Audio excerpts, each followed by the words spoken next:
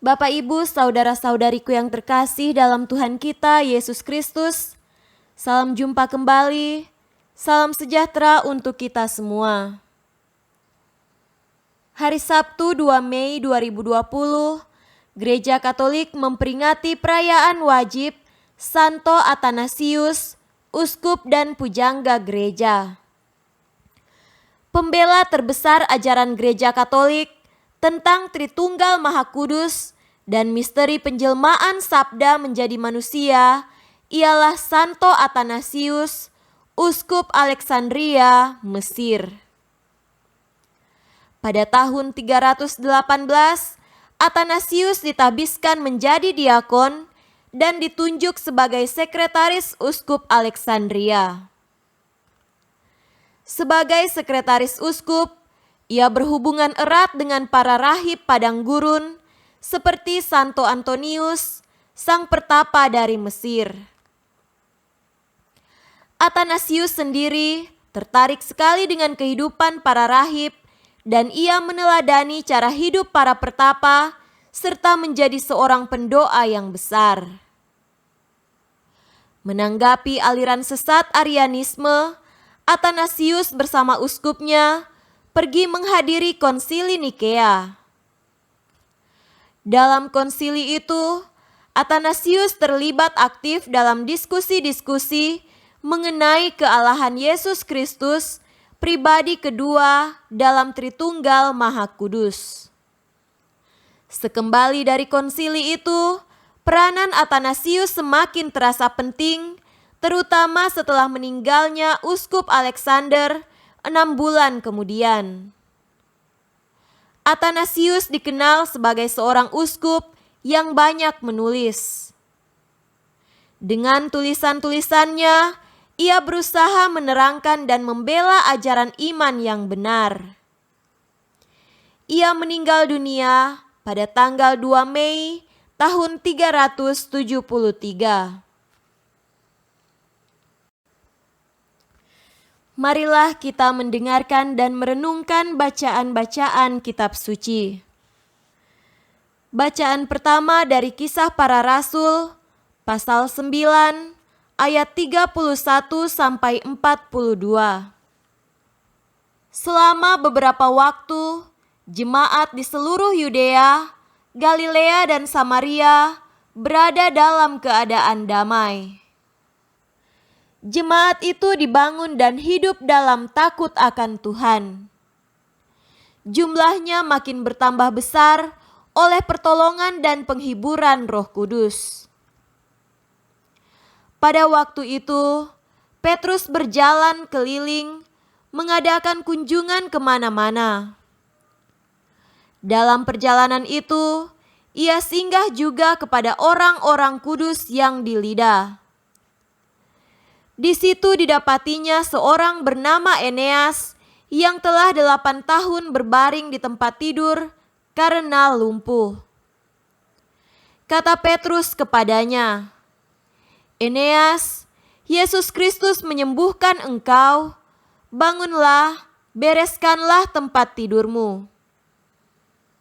Seketika itu juga bangunlah orang itu.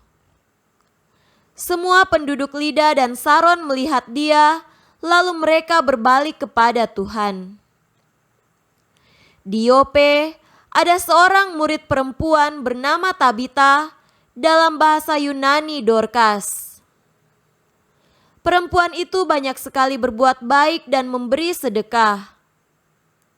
Tetapi pada waktu itu, ia sakit lalu meninggal. Dan setelah dimandikan, mayatnya dibaringkan di ruang atas. Lida dekat dengan Yope.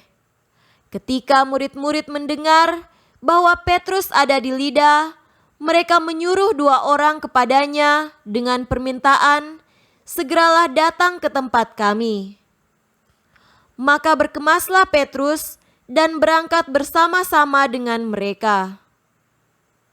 Setelah sampai di sana, ia dibawa ke ruang atas dan semua janda datang berdiri dekatnya dan sambil menangis mereka menunjukkan kepadanya semua baju dan pakaian yang dibuat Dorcas waktu ia masih hidup. Tetapi Petrus menyuruh mereka semua keluar, lalu ia berlutut dan berdoa. Kemudian ia berpaling ke mayat itu dan berkata, "Tabita, bangkitlah." Lalu Tabita membuka matanya, dan ketika melihat Petrus, ia bangun lalu duduk. Petrus memegang tangannya dan membantu dia berdiri. Kemudian ia memanggil orang-orang kudus beserta janda-janda, lalu menunjukkan kepada mereka bahwa perempuan itu hidup. Peristiwa itu tersiar di seluruh Yope, dan banyak orang menjadi percaya kepada Tuhan. Demikianlah sabda Tuhan. Syukur kepada Allah. Tuhan beserta kita sekarang dan selama-lamanya. Inilah Injil Yesus Kristus menurut Yohanes. Dimuliakanlah Tuhan. Injil Yohanes pasal 6 ayat 60 sampai 69. Sesudah mendengar semuanya itu, banyak dari murid-murid Yesus yang berkata, "Perkataan ini keras, siapakah yang sanggup mendengarkannya?" Yesus yang di dalam hatinya tahu bahwa murid-muridnya bersungut-sungut tentang hal itu, berkata kepada mereka, "Adakah perkataan itu menggoncangkan imanmu? Dan bagaimanakah jikalau kamu melihat Anak Manusia naik ke tempat di mana ia sebelumnya berada? Rohlah yang memberi hidup, daging sama sekali tidak berguna. Perkataan-perkataan yang kukatakan kepadamu adalah roh dan hidup. Tetapi di antaramu ada yang tidak percaya. Sebab Yesus tahu dari semula siapa yang tidak percaya dan siapa yang akan menyerahkan dia. Lalu ia berkata, "Sebab itu telah kukatakan kepadamu, tidak ada seorang pun dapat datang kepadaku kalau Bapa tidak mengaruniakannya kepadanya." Mulai dari waktu itu, banyak murid-muridnya mengundurkan diri dan tidak lagi mengikut dia. Maka kata Yesus kepada ke-12 muridnya, "Apakah kamu tidak mau pergi juga?" Jawab Simon Petrus kepadanya, "Tuhan, kepada siapakah kami akan pergi? Perkataanmu adalah perkataan hidup yang kekal. Dan kami telah percaya dan tahu bahwa Engkau adalah yang kudus dari Allah." Demikianlah Injil Tuhan. Terpujilah Kristus. Saudara-saudariku yang terkasih dalam Tuhan kita Yesus Kristus, tema renungan pada hari ini adalah tetap bersama Yesus. Ketika Yesus mengakhiri pengajarannya tentang roti kehidupan dengan berkata, "Akulah roti hidup yang turun dari surga. Barang siapa makan tubuhku, tidak akan lapar lagi, dan barang siapa minum darahku, tidak akan haus lagi." Pada saat itu juga terjadi kegoncangan besar dalam diri para pengikutnya. Namun bacaan Injil hari ini memberi dua kesaksian bagaimana para pengikutnya mengambil keputusan dalam hidup imannya, yakni pertama, banyak orang meninggalkan Yesus karena pengajarannya itu dianggap terlalu keras. Yang kedua, ternyata masih ada orang yang bertahan berdiri di hadapan Yesus. Artinya masih ada yang setia. Saudaraku terkasih, hari ini kita ditantang oleh Yesus untuk menentukan sikap yang tepat terhadap dirinya.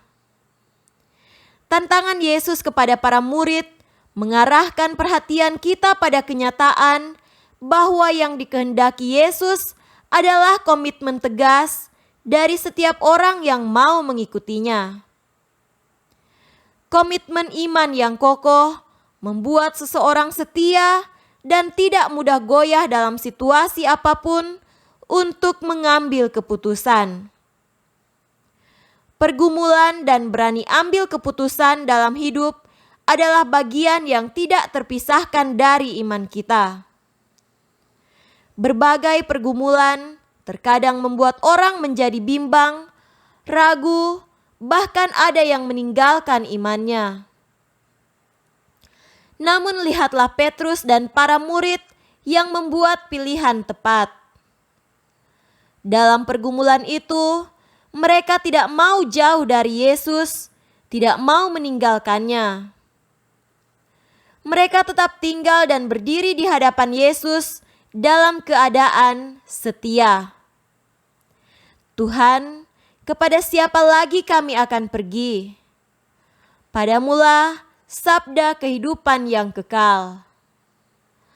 Maka apapun yang sedang dialami, datanglah hanya kepada Yesus. Sebagai muridnya, kita pun diajak untuk selalu datang kepada Yesus bila mengalami goncangan iman, pergumulan untuk mengambil keputusan dalam hidup. Dalam kesulitan dan pergumulan iman, apapun jangan membuat kita pergi dari Yesus, tetapi justru mendorong kita untuk selalu dekat dan berada bersama Yesus. Percayalah, pada Tuhan selalu ada jalan keluar terbaik dan semangat yang baru yang menguatkan hidup kita. Berbahagialah orang yang setia di hadapan Tuhan. Semoga demikian. Amin.